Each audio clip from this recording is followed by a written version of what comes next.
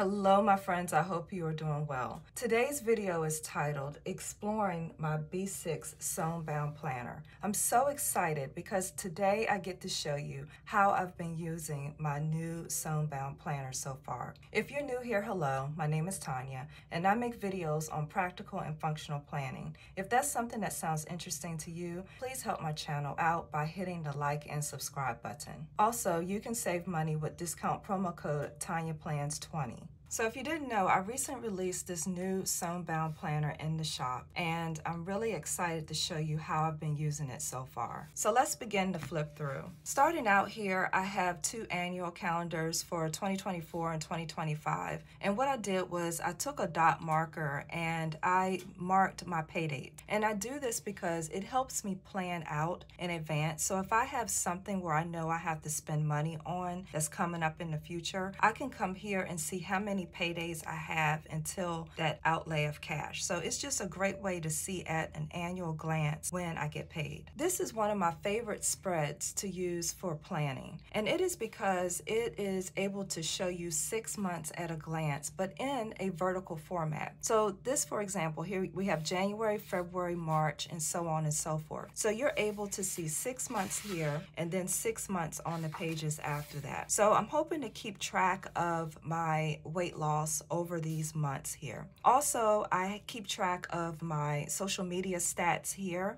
I also use symbols to keep track of things that are a little more of personal nature. Next is a spread where you have 6 months across one spread. So this is a great place if you want to make goals for the upcoming months. You can write your goals here. So I plan to use this page for my personal goals. For example, here I plan to finish preparing a space for my mother. Next, right across from this is a place to write your bucket list. Isn't this wonderful? It's a place where you can write those things that you've always wanted to do. This is a place where these can live, and later when time and money permits, you can schedule them out and actually make specific goals surrounding doing the things on your bucket list. So right now on my bucket list, I have a goal to make quilts for Christmas presents. Next, I have a place where I can write in my favorite quotes. For example, I have a quote here that says, "Happiness is not by chance, but by choice." Next, here's a place to write down books to be read. For example, I have a book here by Steve Jobs. I've always wanted to read his book. I just never got around to it. I heard it's a great read. So here's where you write down books you have actually read. So here I wrote down a rating of a movie that I went to see and my thoughts about it. So I wrote the name of the movie on this line and then my thoughts about it down here. And I used a highlighter to shade in the number of stars. Next, here's a place where you can put gift ideas. And on this page is where you keep track of either gifts you've given or gifts you received. I'm excited about using this page. It is a place to keep track of your automobile maintenance. So you can keep track of your oil changes, your tire rotations, and other vehicle maintenance here.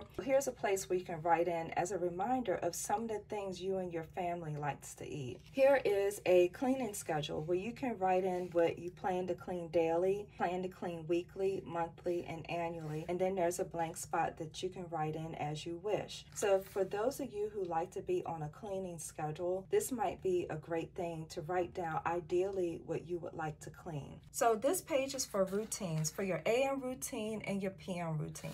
So here's where I wrote in a few things that I like to do every morning and every night. So for example, at night, I like to make sure I take my vitamins and I read. I take vitamins opposite of everyone else because vitamins make me sleepy for some reason. So I take my vitamins at night right before I'm about to pass out. And on this next page is where you will fill in your ideal week. If you had the perfect week, how would that look? Now, the reason I have you fill in these pages for your planning is because when you're doing your actual planning back here on your planning pages, you can refer back to these pages and schedule them in, okay? So that's the whole idea of putting down your preferred routines so that when you are planning for your week, you have something to go by. That way your mind doesn't go blank about, okay, what should I be planning for? You already have your routines written down. Next, you have a section for habit trackers for each month. So here you can keep track of, let's say, workouts, how much you read, or anything else that you want to keep track of, and just check them off across here.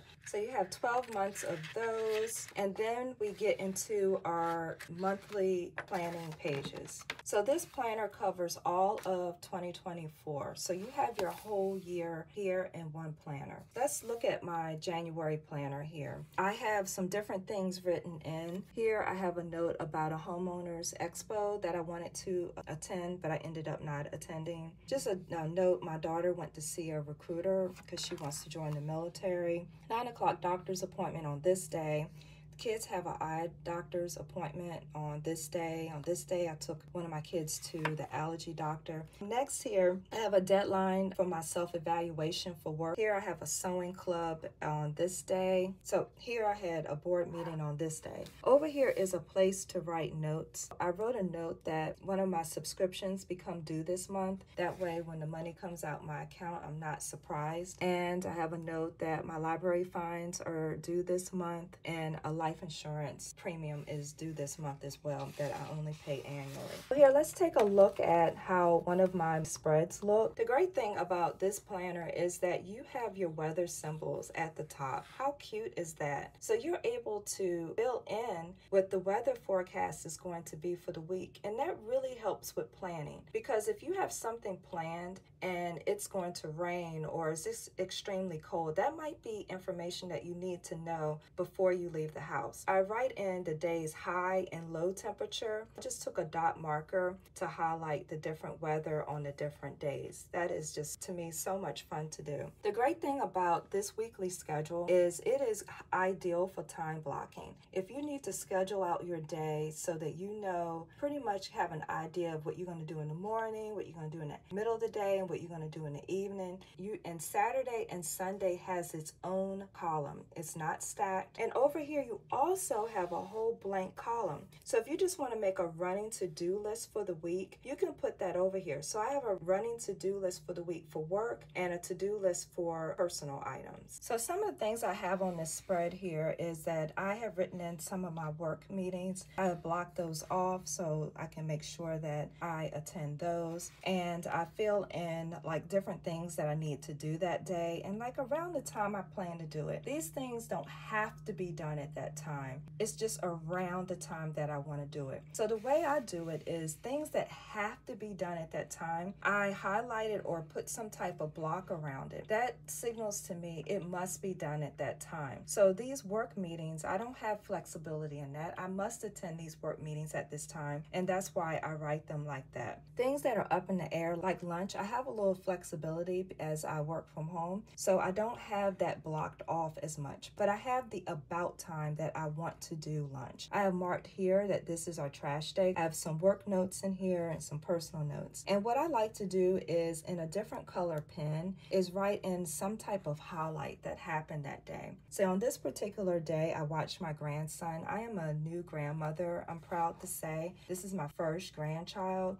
and I'm so happy about it. I got to watch him on this day, so I wrote in how I felt about that. And here I wrote in that I paid a bill on this day. So pretty much each month is the same, where you see a monthly schedule and then you get this weekly spread. You get two spreads in this planner. You get a weekly spread and a daily spread. This planner gives you both. So you get this spread that is from 6 a.m. to 9 p.m. or if you need more times than that, you can use your daily planner pages in the back. So the weekly planner pages are dated, but the daily planner pages are undated. And I found that this works best because most people, they like the idea of a daily spread. They love it because they have a lot of things to do. But when they're dated, it makes you feel like you're wasting paper because every day you may not have a need for a daily spread. These times go from 5 a.m. to 12 midnight. So let me show you an example of how to use the daily planning page. So with the daily planning page, you can put the date at the top. So I have 3 sections here. This gives you the opportunity to do 3 separate lists and not jumble all your to-dos in one list. So I like to separate it by work, personal, and business. Sometimes I switch it up. Sometimes I have a section just for kids. And just my personal preference, I like to take a highlighter to separate the sections. So you can use stickers and your other creative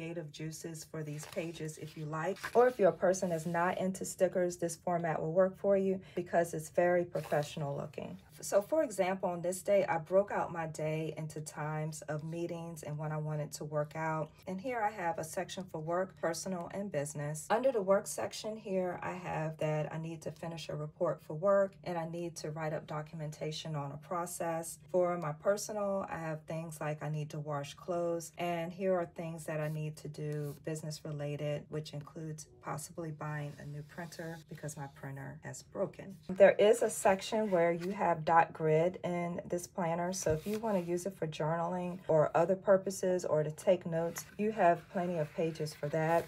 You have a blood pressure log, so if you need to keep up with your blood pressure, there's a place for that. And there's a medical contact list where there's a place where you can write down your medications. And on the back here, there is an emergency contact list. Thank you so much for watching. This is Tanya, helping you stay organized so this can be your best year yet.